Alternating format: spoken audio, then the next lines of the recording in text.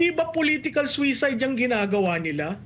Nagkagulo sila sa budget, diin ng diin sila dito sa Quadcom, tira sila ng tira sa impeachment. Sa tingin mo ang taong bayan hindi nakikinig, hindi nanonood, hindi nagagalit sa ginagawa? Yun ang mahirap kasi kung hindi nila pinag-aralan ang balik ng taong bayan, kahit bigyan mo ng 50,000, narinig ko sa isang distrito, 50,000 ang ibibigay sa isang botante. Doon sa distrito ng isang leader, 1,000 a day. Beginning January to May. Ang laki nun. Pero ako, ang ipapayo ko, tanggapin niyo po ang pera. Kahit galing yan sa middle class, na kami ang nagsho-shoulder ng gastusin na napaka-inutil na paraan sa budget, tanggapin niyo yan. Pero bumoto kayo ng tama.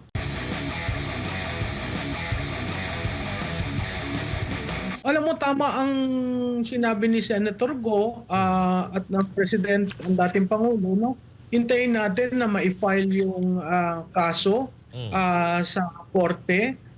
Pangalawa, hindi pa yata yan yung kabuuan na committee report na mahahalata mo na dahil magre-recess sila, mag-a-adjourn, talagang pinaspasan at masabi sa taong bayan, ito yung partial results. Kaya lamang ako nakakita ng isang committee report na partial na inuulat sa plenaryo. So makikita mo ang ginagawa dito, sa tingin ko nakikita na yan ng taong bayan eh. Lahat ng programa na questionable nung panahon ni dating Presidente Duterte at lahat ng mga kasama niya pilit idawit at isama dito sa sinasabi nilang mga kaso. Matagal na si Presidente Duterte nag-end ng term niya. Nakita naman natin kung ano ang approval rating at performance rating niya, the highest sa kasaysayan ng presidential politics. So makikita mo ito, tama yung sinabi, it's a political demolition. It's a political persecution to the Dutertes and those who are part and parcel of his team. So kitang-kita yan sa simula kasi ang makikita natin dyan, bawasan mo ang tiwala ng tao, kahit hindi totoo, kahit lubid-lubid ang pananalita, medyo bawasan mo lang ang tiwala ng tao, sa tingin nila, guguho ang Duterte. Ang hindi nila naintindihan sa tingin ko is that yung paglabas ni Presidente Duterte at pagsama dito sa mga ilang mga pangalan, makikita mo naman ang reaksyon ng taong bayan. Hindi na natin kailangang i-interpret yun. Lumakas yung base, nagkaroon sila ng dahilan para lumabas, at nagkaroon rin ng pamamaraan para magpasalamat dun sa 6 na taon na ngayon nawawala na in terms of peace and order and safety of individuals. Kagabi lamang merong isang binaril na brother-in-law ng isang mayor sa Abra. Naglakad lang yung killer. Naglakad, in-identify, tinira, naglakad palabas. Grabe. Nahuli yun sa CCTV at yan at iba pang mga nangyayari sa bansa ang pilit ikubli ng mainstream media na animoy maayos ang peace and order sa bansa. Yan na nga, Prof, no? Kasi pa yung mga bali-balita na hindi ko alam kung ito ay totoo, na parang yung iba ata na istasyon ng mga pulis natin, parang nililimitahan yung paglalabas ng report, lalo-lalo na yung mga heinous crime. Kasi parang napaparusahan ata sila kung parang pag sila ang may pinakamaraming report ng ganung mga krimen. Ano? So, yan nga po ang medyo nakakatakot ngayon. Kasi parang inililihis po nila yung tunay na kalagayan ng ating bansa dito sa pagpapabagsak sa mga Duterte. Pero ito, balikan lang po natin na Prof, itong ito po yung rekomendasyon pa lang ng Quadcom. Ano po mangyayari dito para sa kaalaman lang po ng taong bayan, mga supporter ng mga Duterte? Ang mangyayari po ba dito ay recommendation pa lang ito? Sino po ang gigauge nito? Sino po ang titimbang nito? DOJ? Paano po ba? Ano po? Paano? Halimbawa?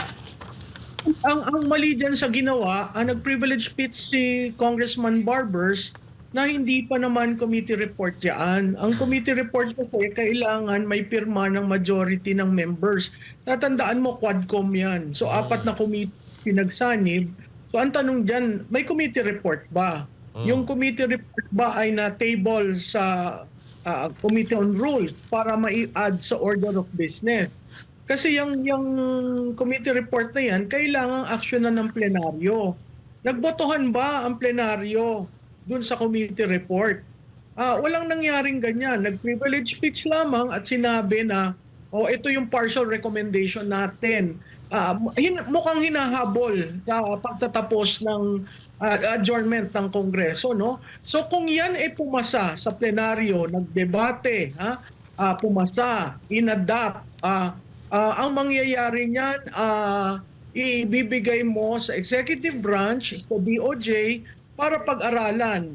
Kung DOJ yan, kung merong incumbent na opisyal sa ombudsman. So yun ang direction nan. Tapos pagdating doon, siyempre titingnan ng evidence, titingnan ng piskalya. Meron bang enough evidence beyond reasonable doubt ito? Kasi more or less mga criminal cases ang ifo-file dyan. Tapos dun uusad, mag-RTC, kung mag-a-appeal ang commission, CA, tapos bago umabot sa Supreme Court. So mahaba pa yung proseso. Pero ang mahalaga dyan, yun yung sa proseso ng batas, no? Sa proseso ng hindi sa public opinion, no? Sa public opinion, talagang dinudurog nila. So, mahalaga yung sa punto libista ng propaganda, napakahalaga yung kunin ang public opinion dito sa usapan na ito dahil hindi naman conviction ang gusto nila eh. Ang gusto nila masira talaga ang mga Duterte at ang mga kaalyado ng Duterte. Klarado yun from the very start when they decided, when the speaker allowed a Quadcom which crosses jurisdiction among standing committees. Alam mo na talagang merong objective end ang gusto nila, which is to put down the Dutertes on the issue. Pero mo yung Quadcom, EJK, Pogo, at saka illegal drugs. Yes. No? Pinagsama-sama yung tatlo. Sa Pogo, wala namang kinalaman si Presidente Duterte. Siya pa nga ang nag-regulate ng Pogo. Sure. Sa EJK, yan, touch and go. Kung merong naipit, mag-file ng kaso, yun naman ang sinabi ni Presidente Duterte sa Senado, file the cases and that is the right court. It's not the court of public opinion but the real courts. Kasi doon makikita mo ang ebidensya. May ebidensya pa. Kasi kung walang ebidensya, makikita talaga natin lahat ito political demolition. Yun. So, Prof, no, sabi nyo kanina, dapat may committee report. Itong ginawa nila, parang si Barbers lang po ang may pakanan nito, no? So, hindi po nakapirma yung Quad Committee. At ang sa tingin ko po dito, parang mga nagtitrip lang talaga ito. Kasi katulad noong pagkakalipat, yung gusto nila ilipat, si Attorney Zulaika doon sa correctional, parang ang sinasabi nila, parang hindi po nasunod din yung tamang proseso. So, dito po ba, masasabi po ba natin na dito sa rekomendasyon na to ay hindi rin nasunod yung proseso na dapat gawin ng mga kongresista? Alam mo, Master Judea, ang Kongreso kasi, ang legislative body, kahit sa anong bansa, they are very, very steep in tradition and procedures. Hindi mo sundin yung procedure, may problema ka, may teknikalidad. Ang nangyari na ganyan, makikita mo the machineries of government are being used to really put down the Dutertes. Ang timing napaka-strategic dahil malapit ang eleksyon. Isama mo ang incumbent senators na re-electionist, makikita nyo kaagad pag kinonect mo ang dots, talagang gusto nilang matalo ito, gusto nilang kontrolin ang Senado, no? At gusto nilang siguro baliin ang pakpak at ang impluensya ng dating Pangulo kasi still ang number one endorser today is the former President Duterte. Our surveys show that and it's very clear na sa tagal ng panahon, 13 hearings simula I think sa simula ng August after the SONA, nakita natin na talagang yan ang pinupunto. So kung iyong i-compute ang budget na ginamit nung Quadcom sa 13 hearings, makikita mo talagang napakalaki. Pero dahil hindi nga transparent at accountable ang Kongreso, hindi natin makita yan. Ang magandang itanong, magkano ba ang ginastos nyo dyan sa Quadcom? Pag sinuma total mo yan ang gastos plus the media. Plus the media. That is the sum total of funds used to destroy and demolish the Dutertes. Professor Malu, Coach Oli po, may mapunta naman po tayo dito tungkol dito sa impeachment. Impeachment, ICC, demanda, lalong-lalo na po itong sa impeachment. Sa tingin ninyo, may pag-asa pa ba yan? Kasi alam nyo, marami akong naririnig na even yung mga DDS supporters, yung mga supporters ng mga Duterte, sila na tumutulak. Ang tagal-asa na yung impeachment. No, sa tingin nyo, ito'y may pag-asa pa o ito'y talagang ang grand plan nila dito, yung optics na talagang trial by publicity lang, idiin lang ang mga Duterte, pero wala naman sila talagang plano dyan sa impeachment na yan or ICC man yan or wala. Hindi talaga nila dadaling kung saan. Hawakan lang nila dyan sa teritoryo nila. Tama ka niyan, Coach Oli. Para yung sword of Damocles na nakahang over the head of these people already named na makikita mo, gagamitin ng puwersa ng pamahalaan para kaidiin. Bakit ko nasabi yan? Tatlong different in the grounds, no, na sinasabi nila to impeach the sitting vice president. Makikita natin walang oras. Hindi ka agad recommend yung unang pagfa-file, no? Makikita natin ang bali-balita, they are attempting to get 1/3 of the 308 members to sign so that hindi nadadaan sa House. Pero nag-adjourn sila, ang balik nila ay second week of January at tapos mag-a-adjourn sila for the election. So kung titingnan mo ilang session days yon, siguro 6 na session days sa January at 3 session days or 6 rin, so 12 days. 12 session days. Ang rules is upon the filing, somebody should endorse and then the SecGen should refer it to the Speaker. Since nag-file ng una, hindi nila kinount yung 10 days. Nag-file ng pangalawa, hindi nila kinount yung 10 days. Nag-file ng pangatlo kanina. Hindi naman rene-refer, no? Ang sinasabi lang dun sa press release ng SecGen for accountability and transparency purposes. May accountability and transparency purposes pagdating sa impeachment sa Vice President. Pero walang accountability and transparency pagdating sa pondo ng bayan. So makikita mo agad, no? Ang propaganda, ang political levers ay ginagamit para idiin ang isang grupo. Wala nang fairness. Ididiin at ididiin. Ngayon, nung sinabi ni Presidente, hindi ako pabor dyan. So maraming mga congressman ang medyo sandali lang. Nagsalita si Presidente. It was a text that became policy. Saan ka naman nakakita ng gobyerno? Nag-text sa isang congressman, pinick up ng isang journalist at rinibil. Tapos lang nagsalita ang Pangulo na oo, ako yan. Ganun na ba ngayon ang presidential communication na hindi nyo pwedeng idiretso sa taong bayan? at hindi niya pwedeng gawin at sabihin sa kanila na in a formal presidential pronouncement that I am not for impeachment.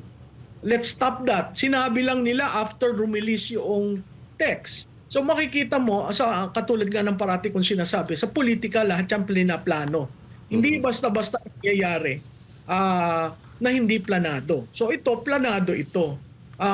Katulad rin yung mga impeachment, parang pinalalabas, napakasama ni Vice Presidente. Biro mo, 3 impeachment kaagad sunod-sunod. Anong makukuha mo yan? Kung ikaw yung hindi ka mahilig sumunod sa politika, hindi ka mahilig sumunod sa debate sa Kongreso, usapan sa Kongreso, ang nakita mo lang, grabe naman, 3 impeachment na ang final kay Vice Presidente, ay talagang masama yan. 'Di ba? Yun kaagad, optics. So kung ganun ang kung na hindi pa pinag-uusapan, ano ba yung mga charges? Talagang court of public opinion. Professor, ito kayang third complaint kasi ito nagiging di umanong excuses nila dahil wala pang pumipirma eh. Sabi nung isang convicted congressman na may mga pledges pero wala pang pirma. At yung iba sinasabi, inaantay namin yung third complaint. No? I mean, talaga ba inaabtay nila ito? Kasi pwede naman ito i-fast forward more or less kung makakuha sila ng pirma na 106 na signatures, no, 'di ba?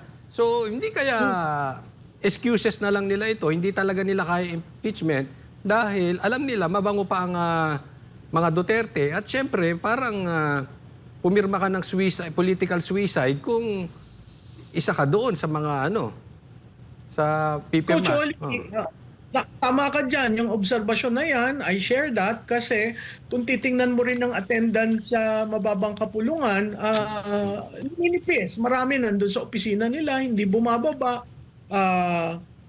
Nakita naman natin nung bago nag-adjourn ang Kongreso, nagsalita ang speaker, ilan lang doon.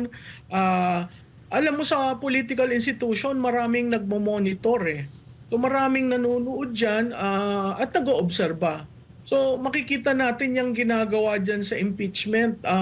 Mahirap mong i-consolidate yan 3. So kung ang hinihintay nila yung 1/3, mahihirapan ka kahit magbigay ka ng toneladang pondo dahil ang eleksyon malapit na at nararamdaman nila na may problema sila sa kanilang distrito.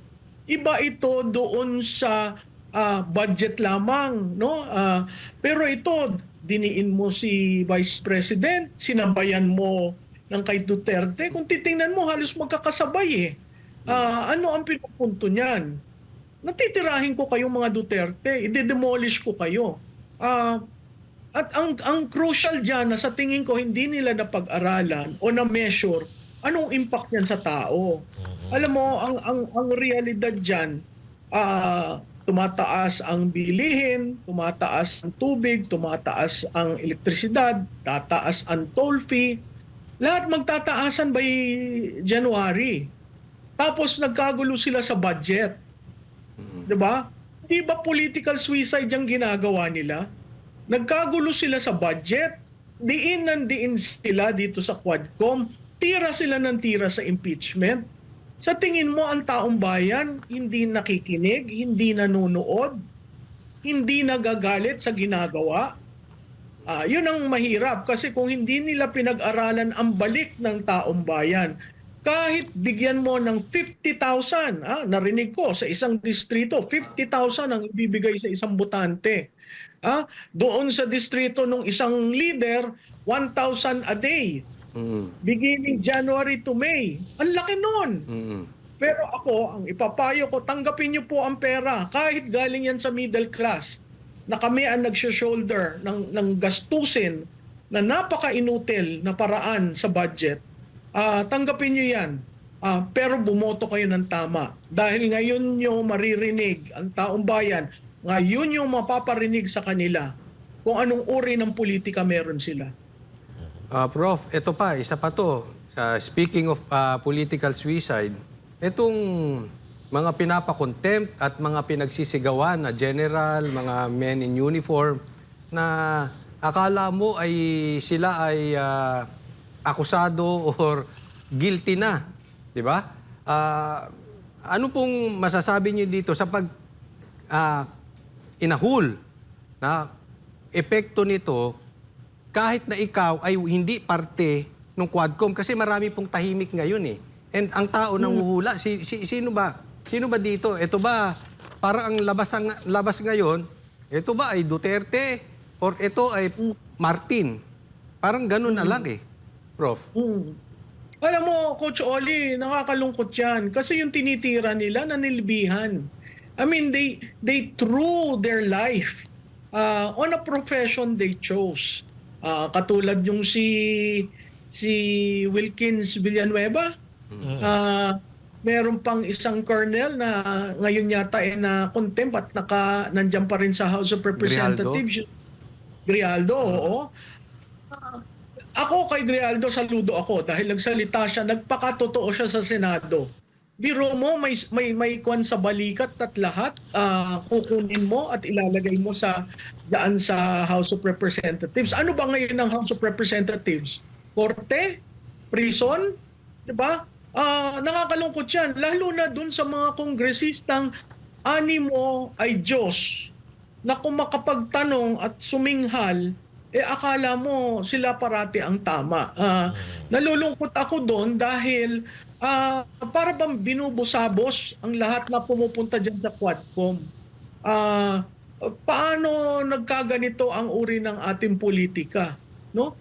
Paano ito inalaw ng liderato na mangyari sa kanyang administrasyon? Hindi ba sobra na ito at dapat itigil? Ngayon, kung iaalaw ito, nakakalungkot kasi yung 3 years na dadating na sana'y mapapagtulungan para maihaahon ang Pilipinas. Ang pangarap ay maging middle income economy. Hindi tayo magiging middle income kung ganito ng ganito ang pakikitungo ng mga kongresista. At alam mo, ang nakakalungkot dyan, tumaas na ang trust sa institusyon ng Kongreso. Ngayon, parang nasa burak tayo eh. Kasi ang maririnig mo na lang dyan paulit-ulit, ang mga taga-Quadcom. Yung isa, mali-mali ang magtanong. Yung isa, alam naman niya pero in total denial. Yung isa ay dating kasama sa aktibong pakikibaka ng makakaliwa. No? Tapos, ang dami nilang characters na nawawala yung respeto at pagiging fair sa mga humaharap sa Kongreso. Nakakaawa dahil hindi naman naglingkod yung mga uniformadong opisyal para mo bastusin, di ba?